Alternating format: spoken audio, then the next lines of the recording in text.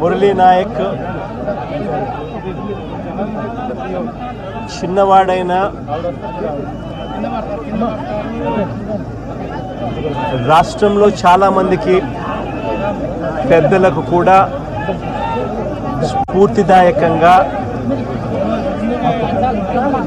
ఒక పెద్ద వ్యక్తిగా ఎదిగాడు తన చావుతో.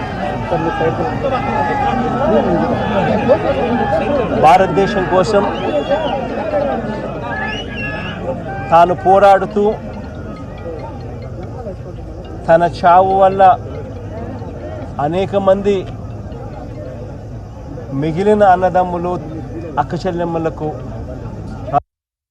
రక్షణిస్తూ తాను ప్రాణాలు కోల్పోయాడు. అలాంటి మురళిని తేడమైతే వెనక్కి తాలేము, కానీ మురళి చేసిన త్యాగానికైతే మాత్రం ఆంధ్ర రాష్ట్రంలో ఉన్న ప్రతి ఒక్కరం కూడా మురళికి ఇప్పటికీ కూడా రుణపడే ఉంటాం. రాష్ట్ర ప్రభుత్వం మొట్టమొదటిసారిగా ఏ జవాన్ చనిపోయినా కూడా ఆ జవాన్లకు ఇటువంటి ఘటనలో ఏదైనా కానీ ప్రాణాలు కోల్పోతే, దేశం కోసం పోరాటం చేస్తూ ప్రాణాలు కోల్పోతే 50 లక్షల రూపాయలు ఇచ్చే సాంప్రదాయం మొదలుపెట్టింది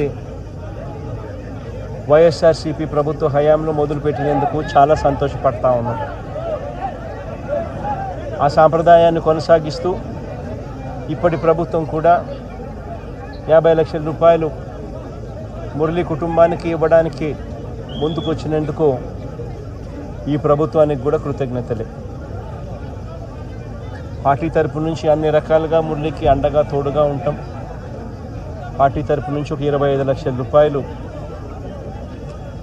వైఎస్ఆర్ కాంగ్రెస్ పార్టీ తరపు నుంచి అండగా ఉంటూ ఆ కుటుంబానికి తోడుగా ఉండే కార్యక్రమం చేస్తాం.